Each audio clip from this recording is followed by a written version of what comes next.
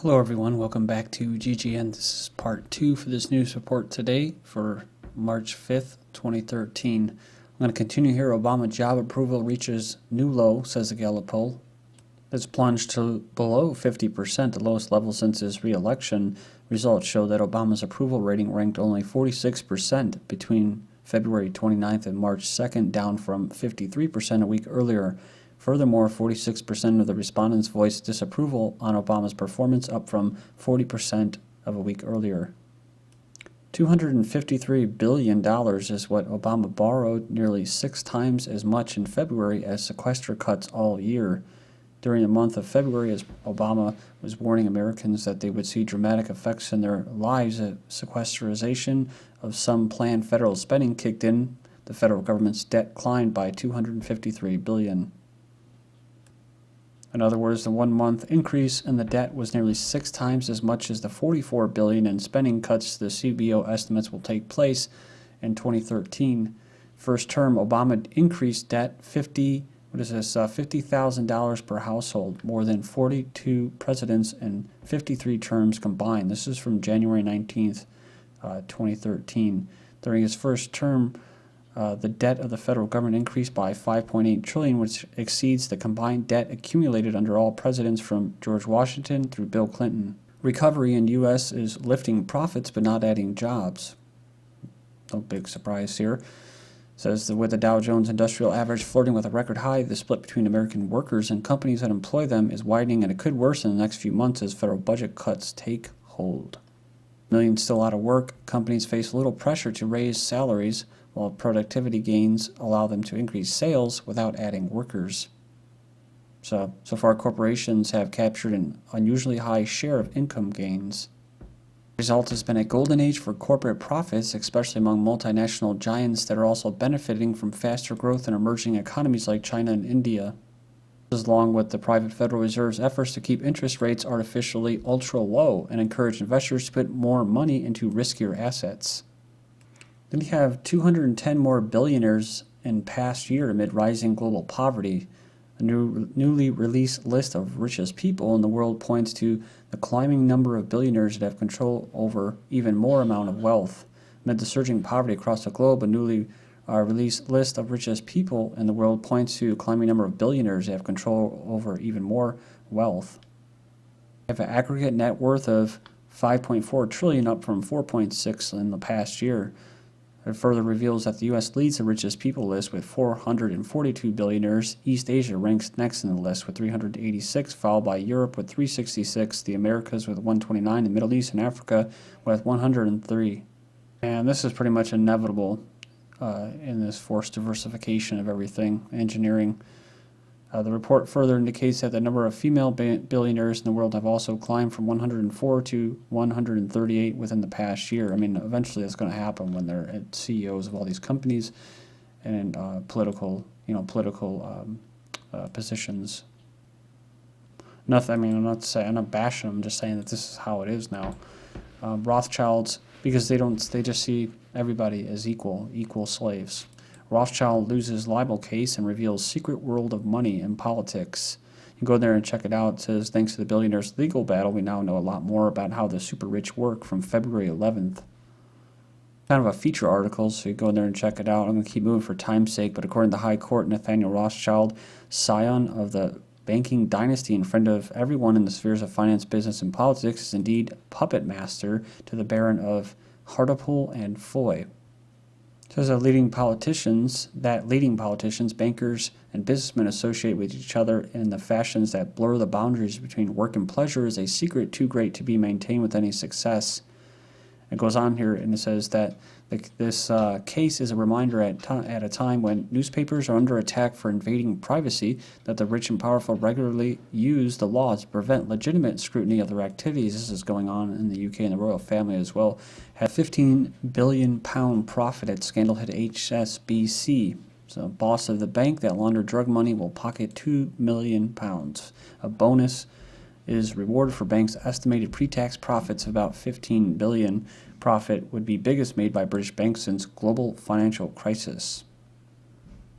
So Mr. Gulliver's payout comes just months after the bank was slapped with a £1.25 billion fine by U.S. regulators following accusations it laundered billions of pounds for rogue states and drug cartels through its American division. Halliburton KBR burn pit suit thrown out by U.S. judge says KBR and Halliburton are entitled to the same legal protection as U.S. armed forces when serving as military contractors, a judge ruled, dismissing claims over so-called burn pits in Iraq and Afghanistan.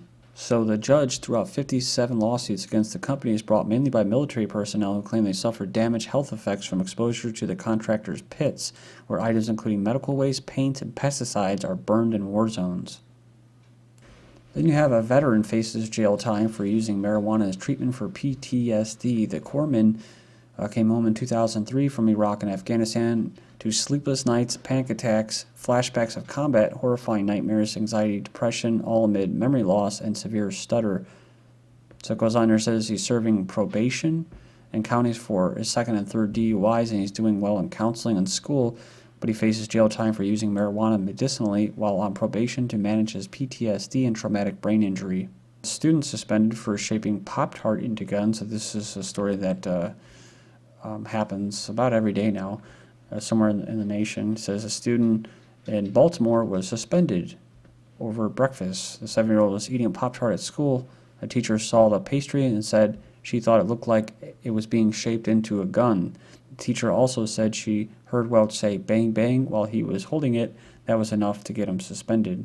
But yeah, you can't make this stuff up. Teacher makes chalkboard gun threat. An Indiana high school business teacher is admitted to writing a threatening message on a chalkboard. It says period 6 only. It reads, A, you are idiots. B, the guns are loaded. C, care to try me. The teacher had been absent 2 days prior, and he was reacting to some comments that were made by the substitute teacher.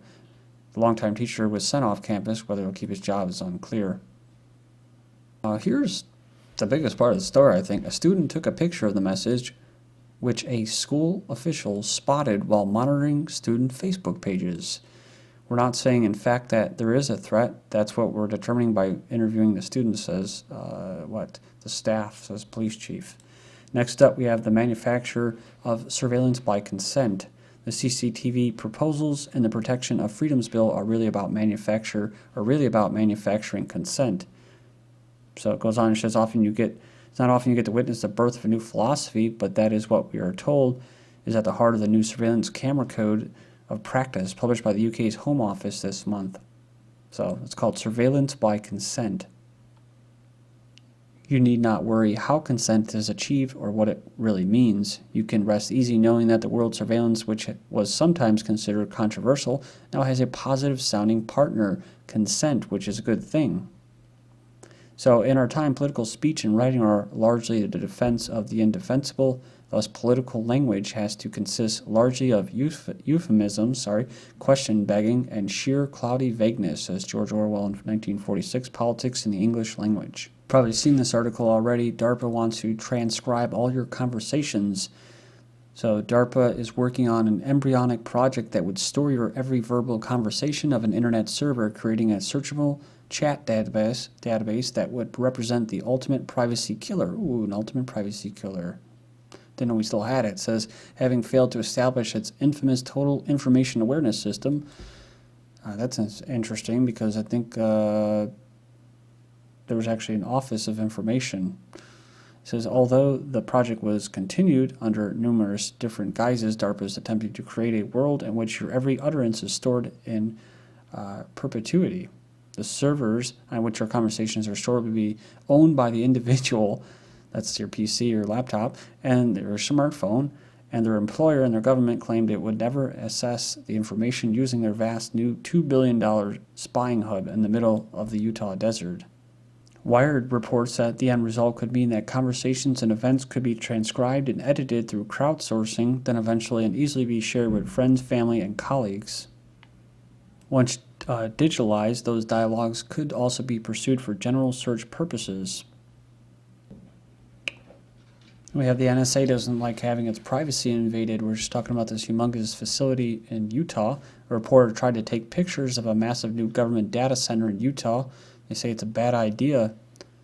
So this individual covers privacy issues for Forbes magazine. She does this job very well. In fact, she's so dedicated to her beat that when she had a few hours to kill while visiting Utah, she decided it would be fun to go take a look at the massive data center that the National Security Agency is building about 30 minutes south of Salt Lake City. She took some pictures and got in some trouble. Not so much trouble, says browbeating from NSA security officials and low-level intimidation. She ended up deleting a couple of her photographs and then wrote a column that makes a really important point. Officer 2, who seemed slightly older than the first, also carried a little green book to record what we had to say. So told us he would like for me to delete the photos and mentioned that it would be easier if we did and that we could be charged with a crime for trespassing and for taking the photos. Says they didn't want me to capture information about a facility that will soon be harvesting and storing massive amounts of information about American citizens, potentially including many photos they have privately sent. So the heavily fortified $2 billion NSA spy center should be up and running in September of 2013. Grocery loyalty card purchases are being surveilled by insurance companies to raise rates and deny claims. We were just talking about the nurse who refused to do CPR at that assisted living center where people go to die. And they did it for what? Because it was protocol for insurance purposes. Probably lower insurance rates if they don't perform CPR when it's needed. I warned Natural News readers about this years ago. Those grocery store loyalty cards that they push on you to enjoy discounts on groceries are actually a behavior surveillance technology that's used to capture and profile your grocery purchasing patterns. That's pretty spooky. And they do force them on you, man. They don't leave you alone. They just hound you.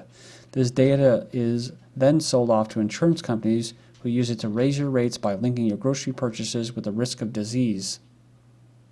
So it's interesting because we were just talking about this wants to transcribe all your conversations, and talking about this was something that was brought to my attention on these smartphones. They actually have these applications now where people who are on a diet or work out or something like that will actually put in everything that they eat, all the food that they eat, what they plan to eat, how many calories they've taken in, what they did that day. It's insane. And then it's linked up to an online website. And people do this voluntary. So, I mean, this is how it all starts. Oral argument on DNA searches provides scary glimpse into the future of privacy. The Supreme Court recently heard an oral argument in Maryland versus King in a case considering the constitutionality of warrantless DNA collection from arrestees. So they've long learned about these privacy problems with the rise of cheap, easy, and fast blanketed DNA collection and filed an amicus brief with the court urging it to hold the government can only obtain this sensitive genetic material with a search warrant. So it goes on, it says that the technology advances making DNA analysis faster means warrantless collection may be okay. It should leave you worried about the fate of privacy going forward in this digital age. This is interesting because I just saw this article from our church. Chicago police criticized for bypassing warrant process to make arrests using investigative alerts. Talking about how this individual, a vet, was arrested and basically turned loose. No judge had signed a warrant for Craig's arrest. So the police themselves had issued an investigative alert. Critics say the internal police alerts basically sidestep constitutional protections. Officers act like judges. Critics argue in a process so open to abuse. Police issued alerts are really allowed into FBI fugitive database used by police across the nation. So they were going on, they were talking about how the big issue is DNA, whether the state is collecting DNA from arrestees for immediate identification and to learn who that person is for purposes of making bail determination or for past and future investigation. I remember just talking about having computers and algorithms to determine bail. And then, of course, you have crime prediction software being used now in 2 police departments in the U.S. Drone came within 200 feet of airliner over New York. An unmanned drone came within 200 feet of a commercial jet over New York, triggering an FBI appeal to the public for any information about the unusual and potentially dangerous incident. We saw a drone aircraft. The pilot can be heard telling aircraft controllers, "Wow, it was described by the FBI as all black. Black drone, no more than 3 feet wide with 4 propellers. One man charged with shooting a robot." So it says it's the beginning of the human versus robot confrontation. Surveillance robot belonged to police was recently shot after a 6-hour standoff with a 62-year-old. Milwaukee police purchased massive tank to patrol streets. Like DHS, who purchased 27 light armored tanks, police tank is in New Hampshire as well. Thank you.